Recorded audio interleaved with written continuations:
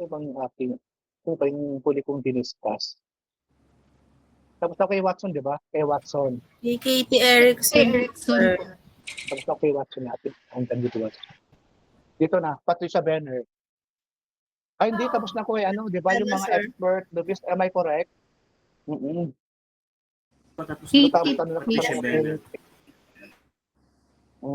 Tapos na ako kay Benner.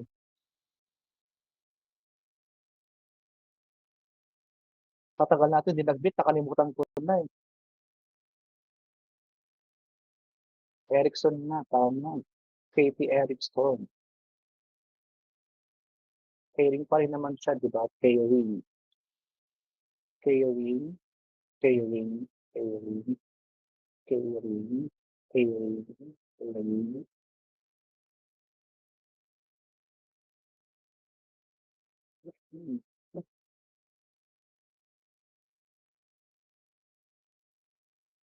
Okay, so tama ako? Caritative Theory by Katie Erickson. Yes po. Tama ba ako? Nasa right track ba ako? Okay, so just let me know ha, baka maya na ulit lang ito.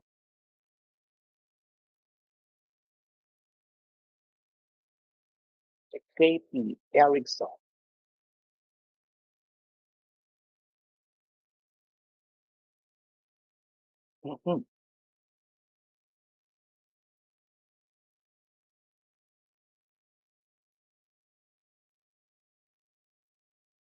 Okay, so all about caritative theory by Katie Erickson. So just a brief background about Erickson. He was born on November 18, 1943 in Finland. What else? Ano pang dapat natin malaman kay Erickson? Kaya yun lang ang kanyang, hindi masyadong basahin yung kanyang, yung kanyang biographical informations. However, in 1965, she attended nursing school to become a practicing nurse. Then later on, she became a nursing instructor at Helsinki Swedish Medical Institute. Okay, all about the theory of caritative caring, who developed all about Katie Erickson. So if you're going to analyze with the yung kanyang theory na caritative, siguro naman you are familiar with Caritas, alright? Every now and then, bakit kaya may Caritas na parang foundation? Kaya ano bang meaning ng Caritas?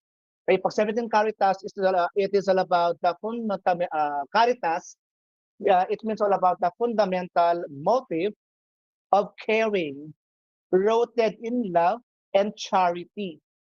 Yun pala meaning ng Caritas. Kaya pala may tinatawag na Caritas. Ewan ko lang kung alam niyo yung Caritas dito sa may bandang Nagtahan, no? Sa may Nagtahan nga ba? Sa may ano ba to? Paco yata or something like that.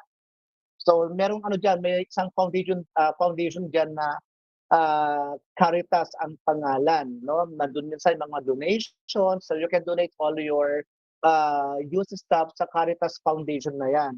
Kaya parang sabihin ng Caritas is more about caring, rooted in love and charity. So it's all about seeing the human being as entity of body, soul, and spirit. In other words, when we talk about Caritas, it is about caring behavior. Okay? More on love and charity. Pwede pala akong sabihin I can consider myself as also Caritas, no? Sa dami ng minahal ko at pinangalagahan ko, pwede na ako magpatayo ng aking sariling foundation, no? Edradas Caritas Foundation. Because, joke lang. Because it's all about love and charity. Yan, no, sabihin niyo sa hugot na naman si Sir. Oo, sa dami ng tinulungan ko, sa dami ng minahal ko, pwede na ako magpatayo ng aking sariling foundation, no?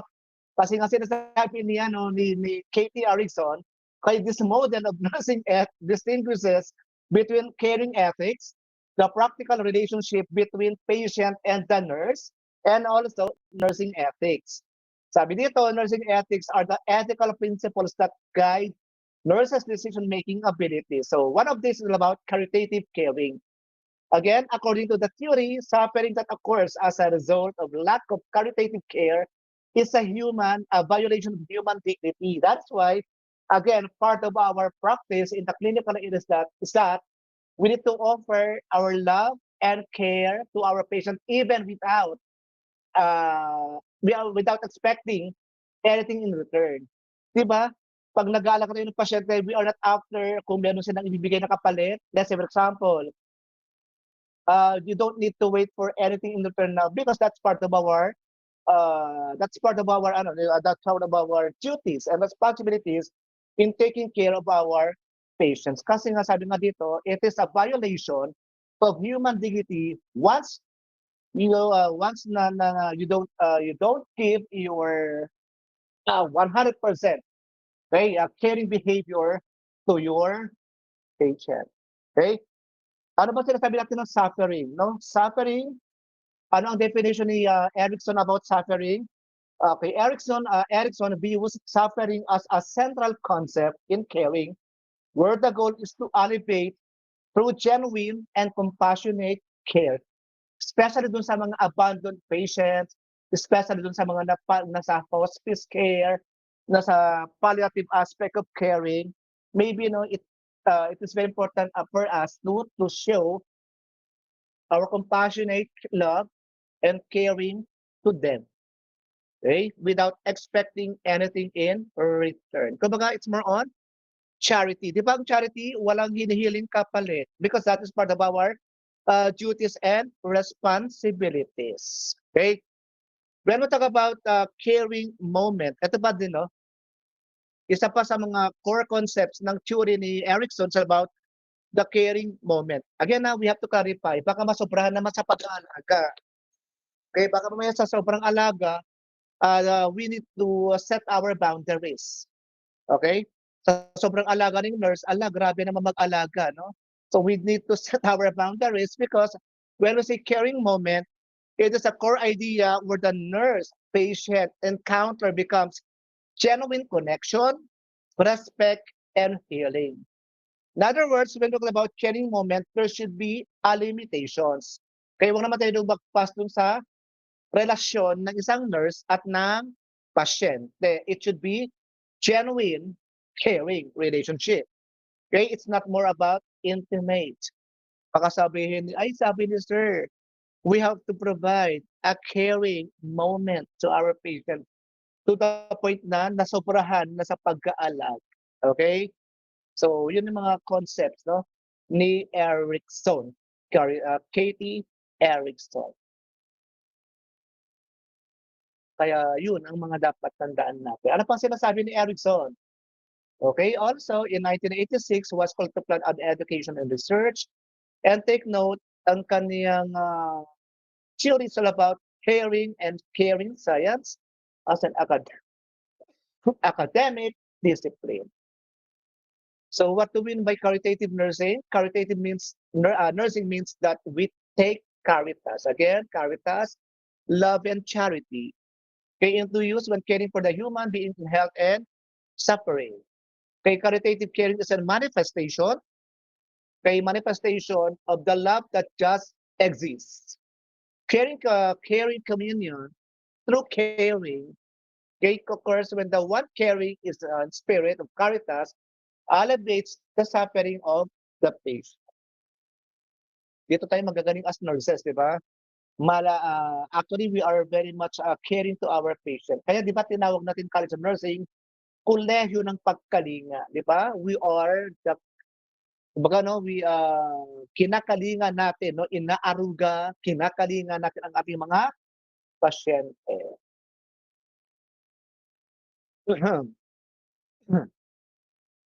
Okay, what is about the theory of caritative caring? The ultimate goal of caring is to lighten suffering, pero tayo di kinikare. Oo nga, no? Kaya nga, diba? Kaya ang sarap pumunta sa hospital. Bakit? At sana, kung pwede nga lang pumunta sa hospital at sumigaw ako ng, sana all, inaalagaan. Di ba ganon? Kasi minsan ganun, no? Doon lang gusto ko isigaw yan because kasi na, di ba, inaalagaan sila eh. Samantalang tayo as nurses, pag may sakit, maswerte na kung may mag-aalaga ngayon. No? Kaya buti pang pasyente, inaalagaan na walang kapalit.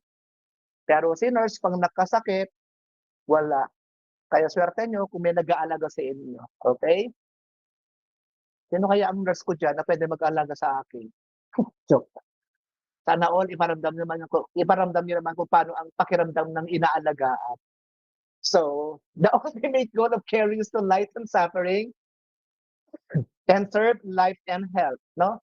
So, inspired by many Nordic countries, pag sabing Nordic, no, yung mga Sweden, Switzerland, ayan, Finland, as basis for research, education, and clinical practice. Ha? Sabay-sabay tayong sisigaw pumunta sa hospital.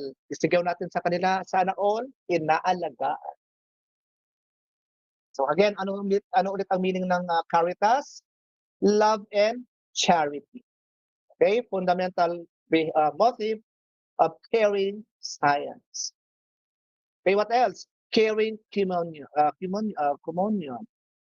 Okay, it constitutes the context of the meaning of caring, and it is a structure that determines caring reality. Okay, so caring communion is seen as the source of strength and meaning with warmth, with closeness, with rest, with respect, and honesty as well. So, di ba ganun dapat tayo mag-alaga, no? Kaya respetuhin natin ang mga pasyente natin. Kaya we can, wow, ka-perfect, no? May nag-aalaga, okay? Tama, no? Dapat, as much as possible, we need to respect our patients regardless of their conditions. Regardless of their social status in life. Hindi porket nagbibigay ng cake yan, ay naku, mas maalaga ka dun. No, it should be fair and justice, no? Huwag tayong bias, huwag tayong magbibigay ng discrimination. Okay?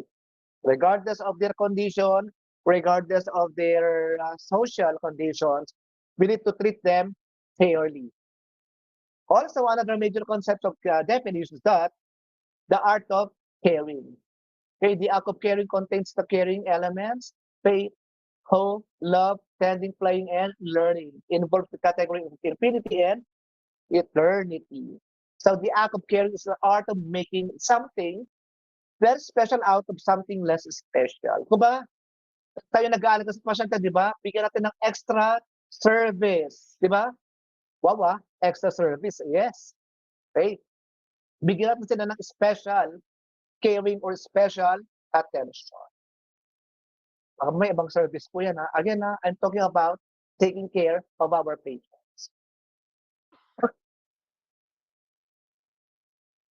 Okay, what else? Caritative caring ethics. Caritative caring ethics is that it comprises the ethics of caring, the core of which determined by Caritas motive. So remember, caring ethics is the core of nursing ethics. Okay, another one, dignity. Remember, part of the patient's bill of rights? I mean, karapatan ng pasyente na the patient has the right with dignity. Okay?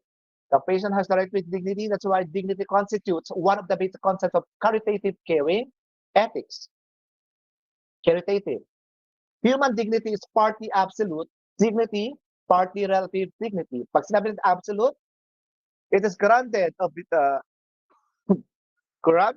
the human beings through creation, while relative dignity is influenced and formed through culture and external context. Also, a human being's absolute dignity is involved the right to be confirmed as a unique human being. Remember, we are all unique individuals. Okay? We may be all human beings, but iba-iba yung ating pangangailangan. Okay? Iba-iba yung ating needs, iba-iba yung ating perspective. So, nevertheless, still, we always have to respect the person's dignity.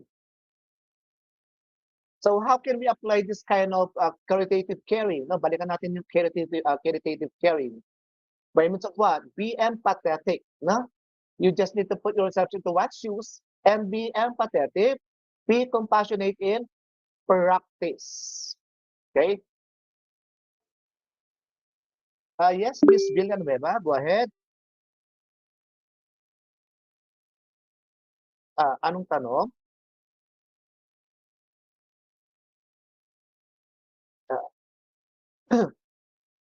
Nagtataas ba si Miss Villanueva ng kamay?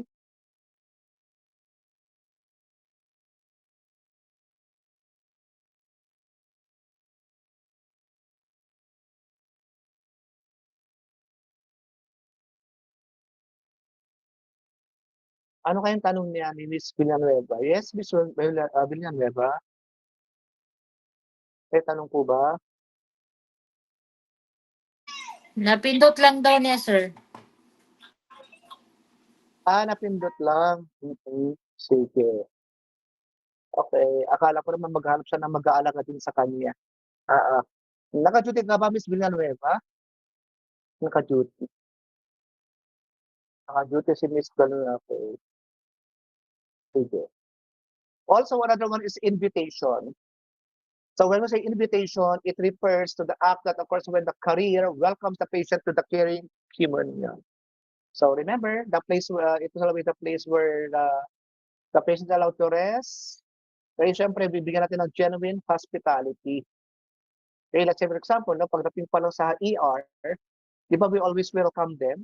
Kaya po ba, pag nasa ER yung pasyente, natutuwa po ba kayo? Or sasabihin nyo, ay, ang dami ng pasyente, nagbayad. Miss Sapal, pag marami kang admission sa ER, let's say for example, may bagong pasyente sa unit, natutuwa ka ba? Or somehow, parang ang dami na, puno na yung hospital, something like that. Miss Of Norhana, course, anong hindi, reaction sir. mo pag gano'n? Mm. Paano mo, wini-welcome ba sila? Sabi niya, Palomares, toxic po De- yun. depende Ano po ba? sa, Wini-welcome sir, ba sila? situation. Depende sa Ah, ah. situation, sir. Paano situation? Mm. Okay. Pag maraming Lalo na dito contractions, sa Middle East, sir, kasi wala na. kahit konting pain lang, pupunta na dito. Inarty lang. Kasi baka, yung husband na sa first wife. Char. Ay, ganun pa. Ganun, mahirap. So again, no, upon admission, we should know, we should show to them about our genuine hospitality. Sabi dito, ang emergency ginagawa ng OPD. So, ay, ganun po ba? Okay? Instead ng emergency cases lang, check up na, di ba? Pwede namang ipagpabukas. Unless kung talagang 50-50 ang kanyang condition, no? Eh, ganun din pala sa Kuwait. Akala ko naman sa Pilipinas lang yung ganyan kanilang mga behavior. So, ganyan din pala sa Pilipinas. Almost the same, no? Tao nga naman, pare-paro lang tayo ng ugali din pala, no? Oo. Kahit pala sabihin natin hindi naman emergency ang kanyang case, aba, nangunguna pa sa pila. Okay? Else, suffering. When we say suffering, it is an ontological concept described as a human being struggle between good and evil in a state of becoming. So pag sinabing suffering, it is one of the core concepts seen as a subjective experience that can touch a person's entire being. Remember, okay, our goal as nurses is to elevate them from suffering by means of what? Through compassionate and authentic presence. That is why, pag tayo nag-aalaga sa mga dying patient, we are caring for a dying patient. Okay, as much as possible, no, we need to show